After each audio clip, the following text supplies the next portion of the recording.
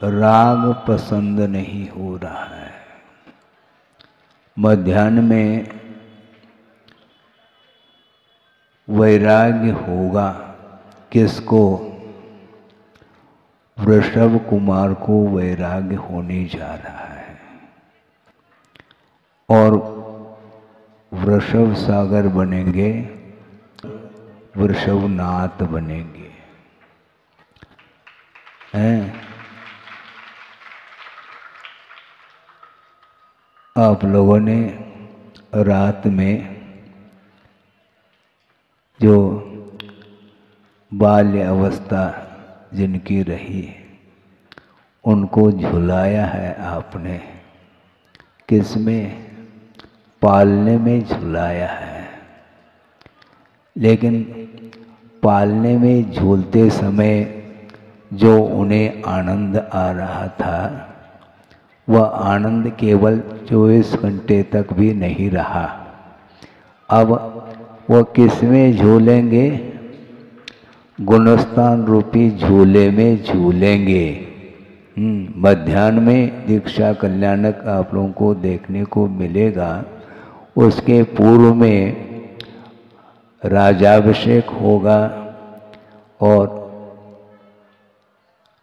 32,000 मुकुटबद्ध राजा उनके चरणों में नतमस्तक होंगे। चक्रवर्ती तक उनके चरणों में नतमस्तक होगा। उसमें भी उनको कुछ आनंद तो आता होगा, लेकिन वह आनंद आत्मिक नहीं है। यह कल ही कहा था, एक मानसिक आनंद है। वह सांसारिक सुख को सूचित करने वाला वह आनंद माना जाता है। उस आनंद में अनंत काल व्यतीत किया है। अब उस आनंद से उन्हें कोई प्रयोजन नहीं है, इसलिए वैराग्य बहुत जल्दी होने जा रहा है। सम्यक दर्शन अलग वस्तु है। मात्र सम्यक दर्शन के साथ मोक्ष मार्ग बनता नहीं। इसलिए मोक्ष मार्ग जो बनता है वह सम्यक दर्शन, सम्यक ज्ञान और सम्यक चारित्र, इन तीनों की समष्टि का नाम मोक्ष मार्ग है। मात्र सम्यक दर्शन, सम्यक ज्ञान का नाम मोक्ष मार्ग नहीं, मात्र चारित्र का भी नाम मोक्ष मार्ग नहीं है। किंतु इन तीनों का समावेश जब होता है तब मोक्ष मार्ग बनता है। और मोक्ष मार्ग कितने प्रकार का होता है यह हम बाद में कहेंगे।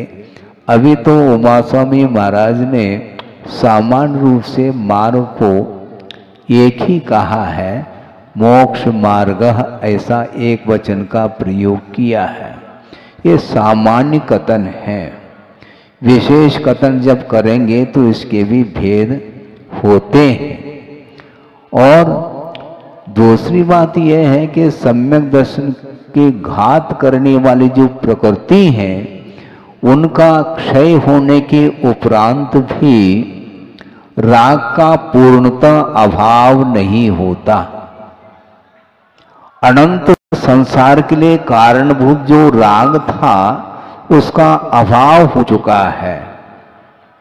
इसलिए वृषभ कुमार को क्षायिक सम्यक दर्शन उनके पास है, लेकर के ही आए हैं।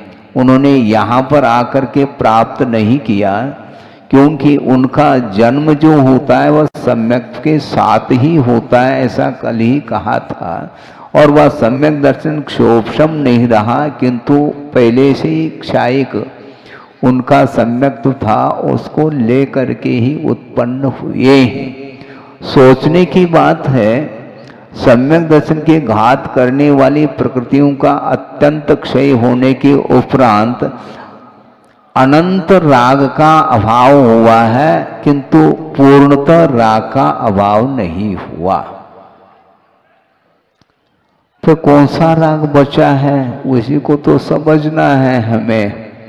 वर्तमान में स्वाध्याय सब लोग करते हैं, और रत्नकर्ण श्रावकाचार का स्वाध्याय कम हो रहा है और मूलाचार तो ओम शांति है, किंतु समयसार प्रत्येक व्यक्ति के हाथ में समयसार देखने को मिलता है।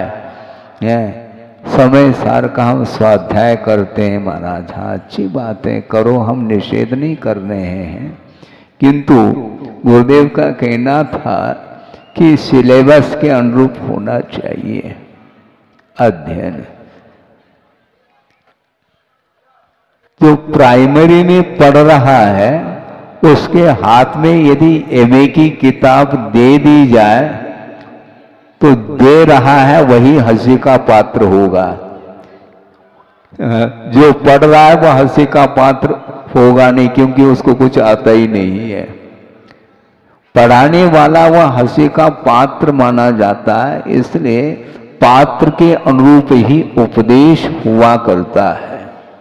धर्म वस्तुतः वस्तु के स्वरूप की अपेक्षा से वह धर्म अखंड रहता है, किंतु पात्र के अपेक्षा से उसके भेद होते हैं। एक व्यवहार और एक निश्चय के रूप में धर्म सामने आता है, और निश्चय तक पहुंचने के लिए हेतु नियत को होई।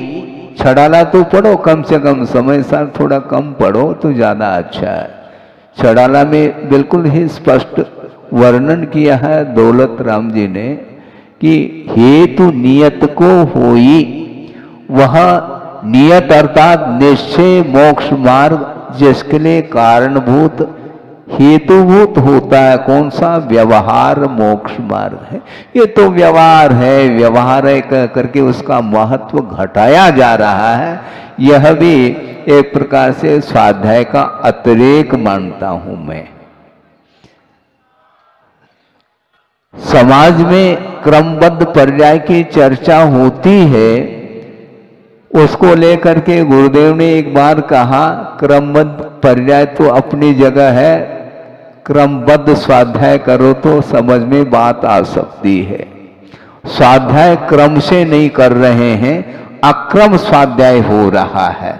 समय सार का स्वाध्याय पहले करते हैं, फिर बाद में उनको मूलाचार रुचता नहीं फिर, और श्रावकाचार तो बिल्कुल ही नहीं रुचता, क्योंकि उसमें त्याग की बात आती है, त्याग की बात आती। बिना त्याग किए हमें स्वाद आना चाहिए, ये एक है। अब सोचो उनके लिए हम क्या उपदेश दें। हम प्रारंभ कर रहे हैं, श्रावकाचारकार भी कुछ कहना चाह रहे हैं, और भी कुछ आगमकार इस मोक्ष मार्ग के विषय में कहना चाहेंगे। बहुत पुराना प्रसंग आपके सामने रख रहा हूं इस विषय को प्रारंभ करने की अपेक्षा, कि नैनागिरी की बात है।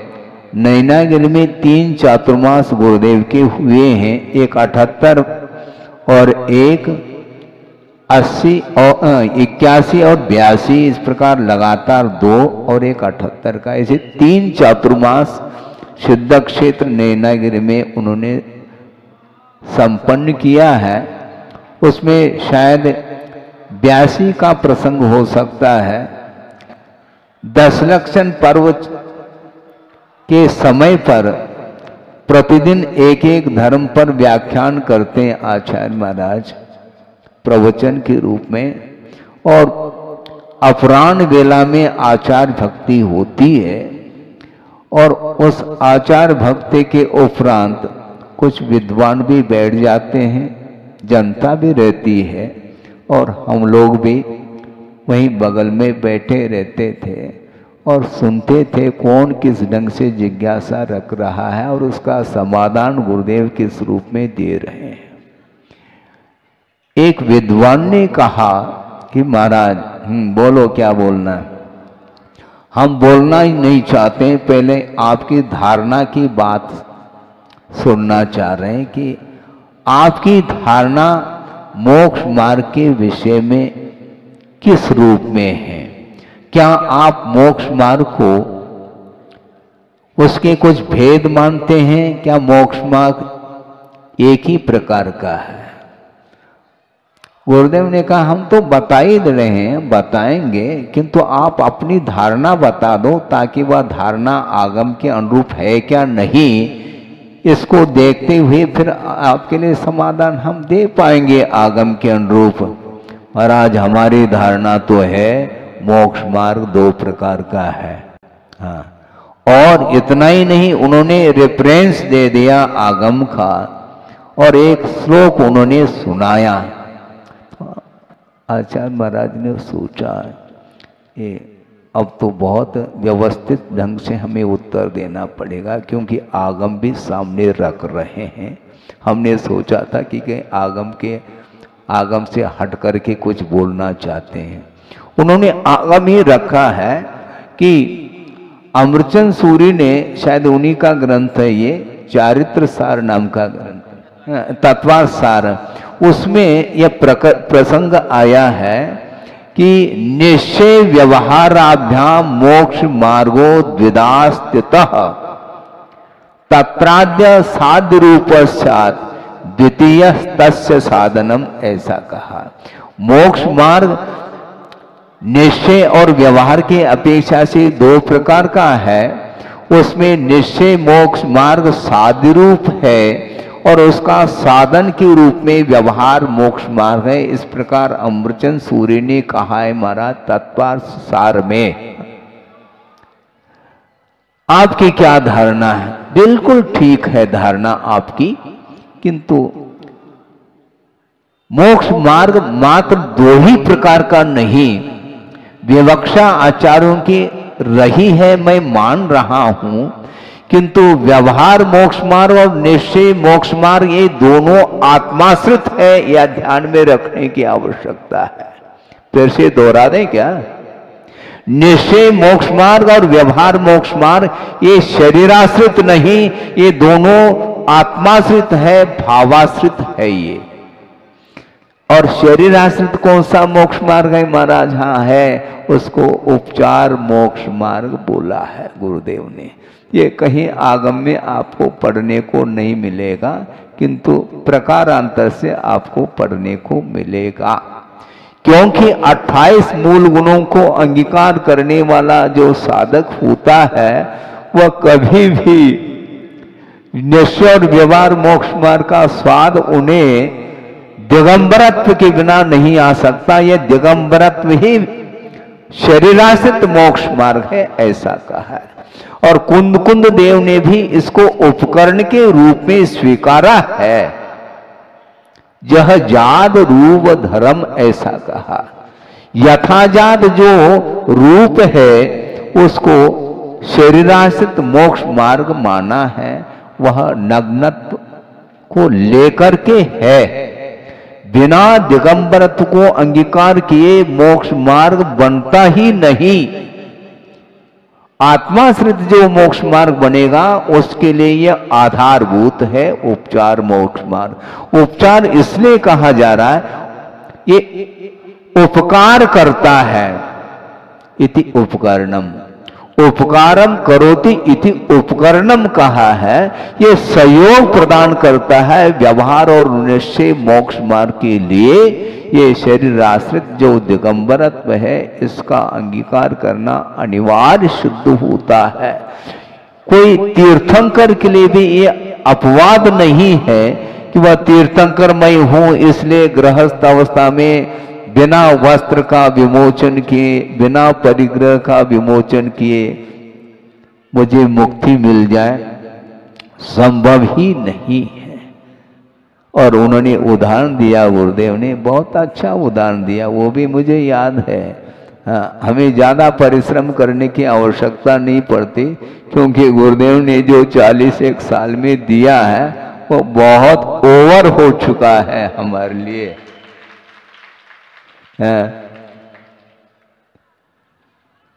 उन्होंने ये उदाहरण दिया कि आप लोग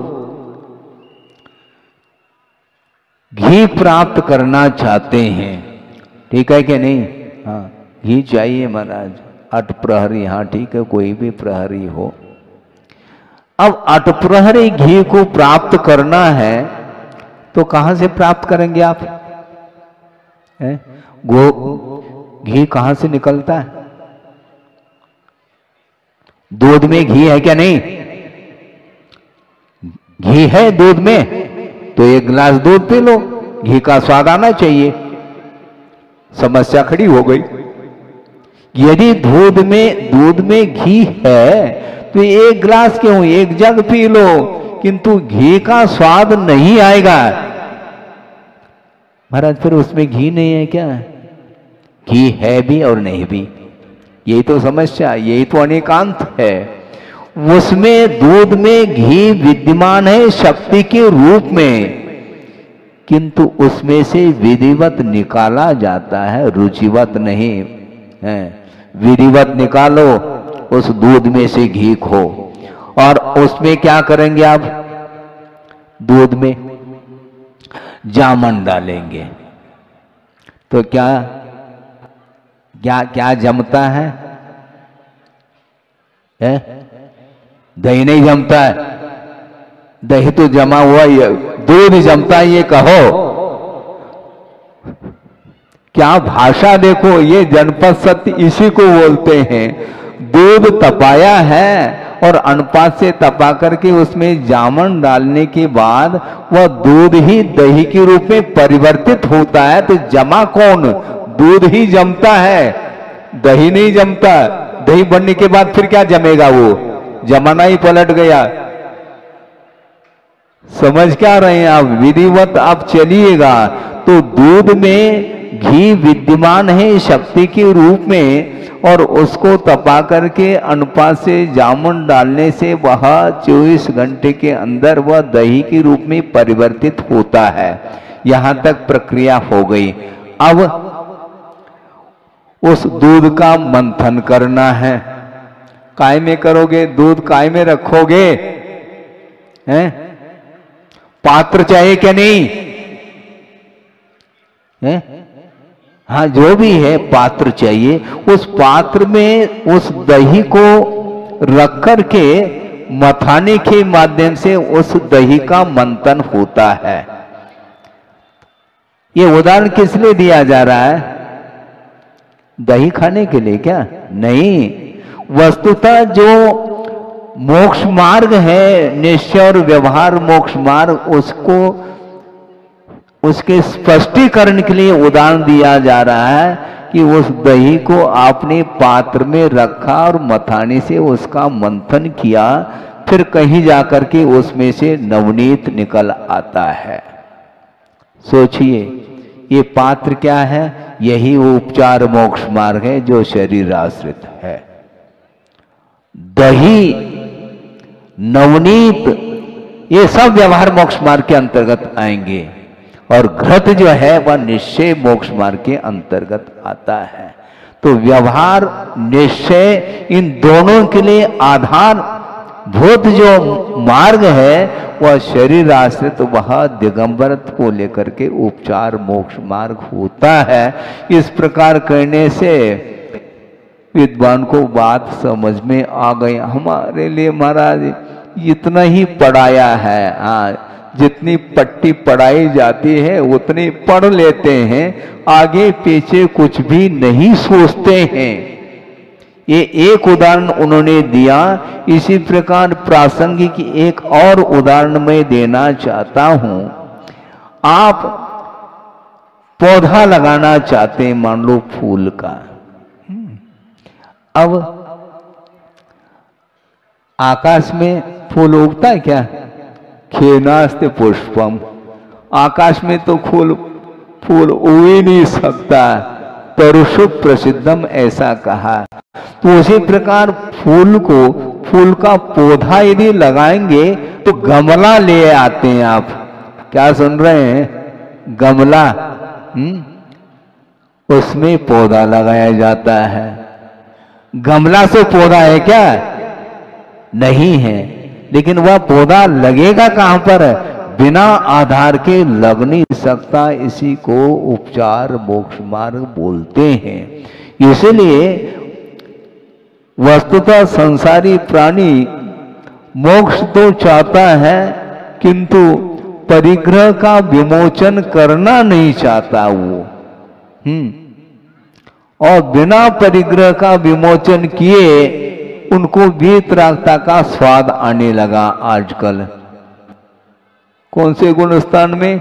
चतुर्थ गुणस्थान में महाराज। गुरुदेव ने एक बहुत अच्छी बात कही थी, मार्की की बात ये कही थी कि मोक्ष को प्राप्त करने के लिए चतुर्थ गुणस्थान की कोई आवश्यकता नहीं। क्या समझ रहे हैं? चतुर्थ गुणस्थान की कोई आवश्यकता नहीं, सम्यक दर्शन की आवश्यकता है। महाराज सम्यक दर्शन बिना चतुर्थ गुणस्थान, हाँ ये एक साथ सप्तम गुणस्थान छलांग ले सकता है, ध्यान रखो। प्रथम गुणस्थान से सीधा सप्तम गुणस्थान में पहुंच जाता है, लेकिन बिना दिगंबरत्व के संभव नहीं, ये ध्यान रखना। हाँ, इसलिए चतुर्थ गुणस्थान पहले सम्यक दर्शन प्राप्त करेंगे, फिर बाद में अगले भाव में देख लेंगे हम परभव में। वो चारित्र के लिए परभव रख रहा है और वर्तमान में हमें सम्यक दर्शन प्राप्त करना है। ऐसा नहीं, ये ध्यान रखो, मात्र सम्यक दर्शन का नाम मोक्ष मार्ग नहीं किंतु त्रयात्मक मोक्ष मार्ग है। इसलिए व्यवहार मोक्ष मार्ग और निश्चय मोक्ष मार्ग ये दोनों गुणस्थानगत परिणति है।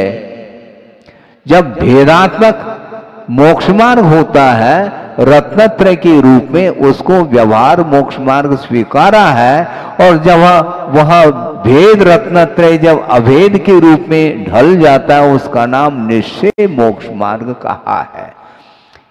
प्रासंगिक एक और उदाहरण हम देना चाहते हैं, क्योंकि सिद्धांत का विषय जो है बिना उदाहरण के उसका स्पष्टीकरण नहीं हो पाता। इसलिए एरोप्लेन आपने देखा है क्या? नहीं महाराज, देखने की बात आप पूछ रहे हैं, हम तो बैठे हैं। हाँ ठीक है, अच्छी बात है। देखने का आनंद अलग है, बैठने का आनंद अलग है, और एरोप्लेन का निर्माण करने का आनंद अलग है। लेकिन ये सब आनंद जो है ना, ये भौतिक ही है, ध्यान रखो, आत्मिक नहीं है। ये कोई बाधा नहीं। एरोप्लेन जिसको वायुयान बोलते हैं, वह उड़ान कब भरता है? जब वह फुल स्पीड से हवाई पट्टी पर वह गति लेता है, उसके उपरांत उड़ान भरता है। उसी प्रकार आचार्य कहते हैं मूलाचार रूपी हवाई पट्टी पर अच्छी स्पीड से वह एरोप्लेन गति लेगा, फिर समय सार रूपी उड़ान वो भरेगा। पहला समय सार, फिर बाद में मूलाचार। गलत बात है, अक्रम नहीं चलो। स्वाध्याय अक्रम करने से ऐसा ही हाथ लगता है। बिना हवाई पट्टी पर गति लिए वह विमान आसमान में उड़ नहीं सकता। उसी प्रकार निश्चय मोक्ष मार्ग व्यवहार मोक्ष मार्ग के बिना संभव नहीं, और व्यवहार मोक्ष मार्ग जो है वह हवाई पट्टी के बिना संभव नहीं है। मूलाचार के अनुरूप जो 28 मूल गुणों का पालन निर्दोष रूप से कर रहा है, उसके लिए दोनों मोक्ष मार्ग बन सकते हैं, अन्यथा आप कहीं भी चले जाओ। भगवान के चरणों में भी बैठे रहो तो भगवान भी यही कहेंगे, यहाँ पर बैठने से काम नहीं चलेगा। दिन भर में 4 बार दिव्य ध्वनि खिलती है, तुम सुनते रहो और हम सुनाते रहे, इतनी मात्र से काम नहीं चलने वाला। पहला परिग्रह उतारो और मध्याह्न में दीक्षित होंगे प्रभु, स्वयं दीक्षित होंगे, ये बात अलग है, किंतु चारित्र के बिना कहीं भी विकास संभव नहीं। चारित्र को प्राप्त करने के लिए आस्था की भी आवश्यकता है।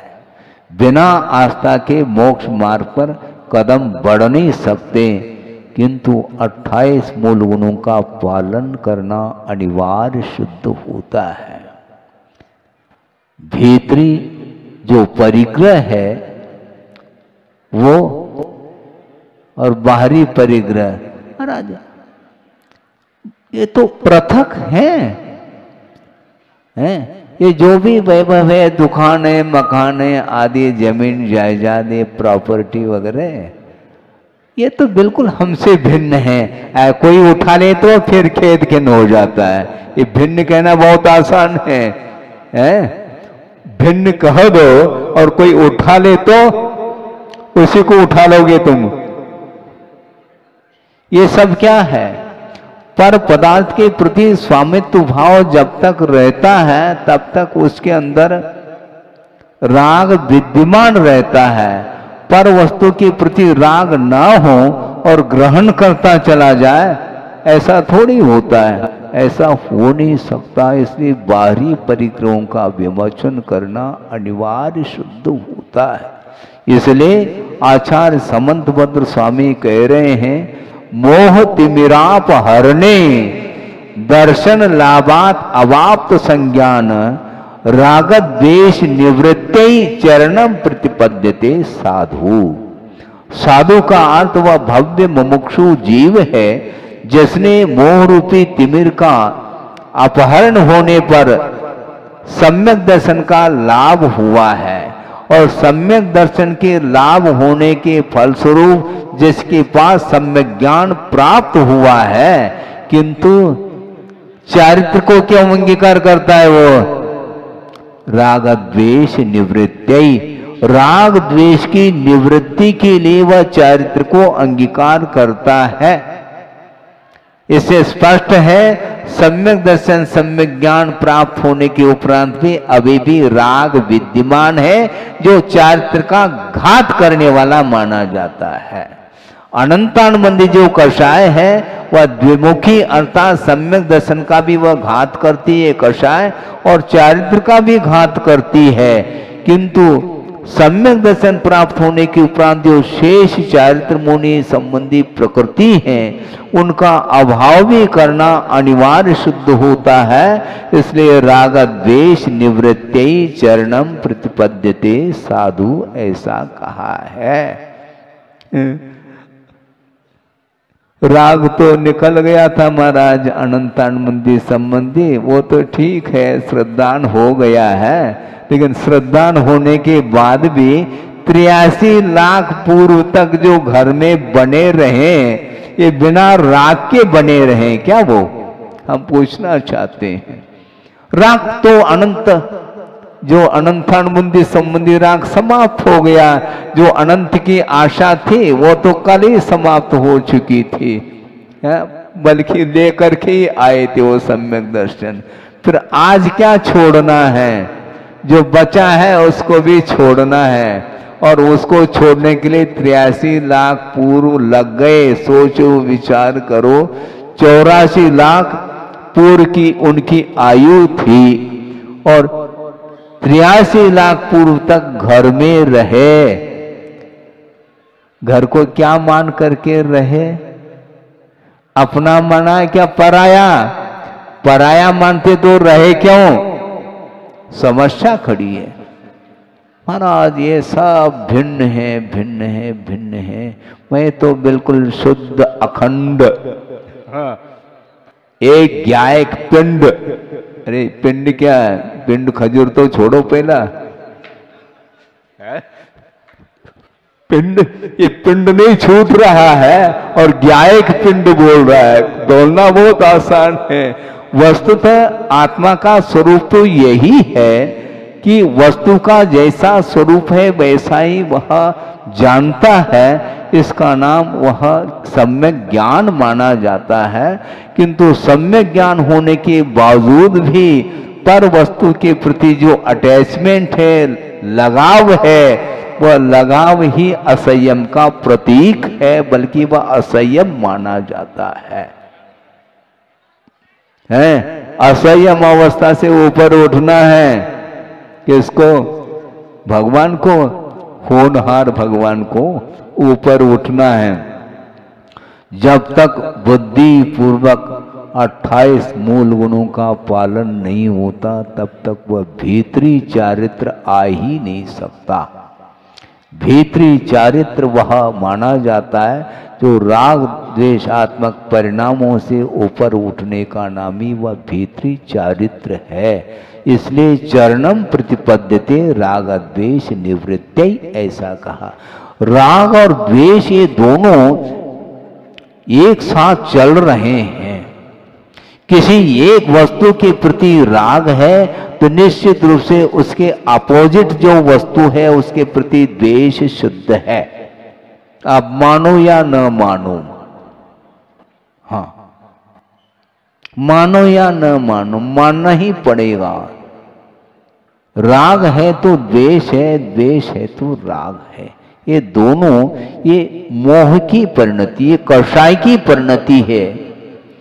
और जितने भी कषाय हैं उनका जब तक उसका अभाव नहीं होगा तब तक चारित्र नहीं आ सकता। और चारित्र के बिना मोक्ष मार्ग बनता नहीं है। इसलिए चारित्र को अंगीकार करो ये कहा जा रहा है। महाराज हम देख लेंगे, पूछ करके आते हैं किसको? घर में, घर वालों को। अभी आपका घर है, मतलब फिर आपको वैराय कहाँ हुआ? तुम पूछ करके आ रहे हो, है? कब तक पूछते रहोगे एक दूसरे के प्रति? अपनी आत्मा को पूछो कि आत्मा क्या चाहती है? आत्मा तो वही चाहती है। धर्म रुचता नहीं, चारित्र रुचता नहीं, और राग द्वेष भाव ही अच्छे लगते हैं उसको। इसलिए जब तक यह रागादिक परिणति आत्मा में बनी रहेगी तब तक वह आत्मा में निर्मलता नहीं आ सकती है। श्रद्धान होने के उपरांत भी जब तक त्याग नहीं होगा तब तक मोक्ष मार्ग बनेगा नहीं। चक्रवर्ती दान कर रहा है कि मेच्छुक दान, तुम जो चाहो वो दे रहा है। ये ध्यान रखो, ये दान है। इससे कुछ हट करके हम कहना चाह रहे हैं। उत्तम त्याग अलग होता है, ये ध्यान रखो। है दोनों हाथों से लड्डू खाने वाला वह लड्डू खिला सकता है, लेकिन तो लड्डू को छोड़ना बहुत कठिन होता है, ये ध्यान रखो। किसका चौका कौन सा है, क्या है? और खड़े हो गए और 4-6 व्यक्ति नहीं, और एक साथ मना करने के उपरांत भी वो सुनते नहीं, जैसे उनका मौन हो, मौन खड़े हो जाते हैं वो। हमने सोचा भी क्या कहा, ये तो प्रतिदिन का है, इस प्रकार अंतराय थोड़ी करेंगे, मुश्किल हो जाएगा। और पहले से जाकर के चौके में 50 व्यक्ति बैठेंगे और उनको निकालो। अब 5 मिनट तक खड़े रहो वहां पर, वो निकल ही नहीं रहे। और क्या बोलते हैं, महाराज हम तो इतई के हैं। अच्छा, हमने कहा भैया हम ही बाहर के हैं, हम क्या कहें अब उसके लिए? समझ में नहीं आता। ये व्यवस्था बिल्कुल ठीक नहीं है। आपको अच्छा लगे या बुरा लगे, किंतु यथार्थ बात है, ये सत्य है। और सत्य धर्म को स्वीकार कर लेना चाहिए। और बोल भी रहे, मन शुद्धि, वचन शुद्धि, काय शुद्धि, आहार जल शुद्ध है। वचन शुद्ध है आपका, आप बोल क्या रहे हैं? मन आपका शुद्ध है क्या? केवल फॉर्मेलिटी है ऐसा नहीं, किंतु भीतर से विधिवत आहार देने का भाव रखना चाहिए। उसके माध्यम से ही पुण्य का संचय होता है। बिल्कुल जो है सब्जी मंडी बना देते हैं और टूट पड़ते हैं। मर्यादाएं बनाए रखना चाहिए सबको। दूर से नमोस्तु करें, दूर से सारी क्रियाओं को संपन्न करें, ताकि दूसरा भी कोई देखें तो उनको देखने में अच्छा समझ में आ जाए। क्योंकि अवन्यादित जो क्रियाएं होती हैं वह असंयम का परिचय है, संयम का नहीं है, ध्यान रखो। आपके पास असंयम है, इसका अर्थ ये इस प्रकार का असंयम ठीक नहीं। अब आगे ध्यान रखेंगे, लेकिन ध्यान नहीं रखते हैं। हाँ, कि महाराज जिस समय आप बोलते हैं उस समय ध्यान रहता है, बाद में हम भूल जाते हैं। आप भूलो तो क्यों? हम इसलिए भूल जाते क्योंकि आप तो हैं ही बताने वाले हैं। कब तक बताएंगे? ऐसा नहीं। मैं ये कह रहा था 2-5 मिनट में इस विषय को पूर्ण कर लो कि श्रमण लोग आहार चर्या करने के लिए दाता के आंगन में पहुंच जाते हैं और विधिवत मान लो वह पड़गा करके ले जाता है। और नवधा भक्ति पूर्वक वह आहार दे रहा है, उस समय भी गुरुदेव का कहना है कि उस समय आहार ग्रहण करते समय भी वह श्रवण स्वाध्याय कर रहा है, ध्यान रखो। ये कैसा महाराज, ग्रंथ तो है ही नहीं उनके पास, सामने ग्रंथ नहीं, ग्रंथ कंठस्थ है, उनको ये ध्यान रखो। आहार लेते समय भी ये स्नान समिति के अनुरूप लेंगे। आपने कर पात्र में ग्रास दे दिया तो एकदम गट कर लिया, ऐसा नहीं होता है, संशोधन करते हैं। ये स्नान समिति पूर्वक आहारचर्या को संपन्न करते हैं और ग्रास मुख में जाने के बाद भी वहां स्वाध्याय चल रहा होता है, ये ध्यान रखो। वहां पर कौन सा स्वाध्याय महाराज, ये तो स्वाध्याय है। कौन सा स्वाध्याय है? रसनेन्द्रिय विजय। 28 मूलगुण गिनो पहले, आपके भी 28 मूलगुण होते हैं, वो अलग क्वालिटी के, बाद में हम समझाएंगे।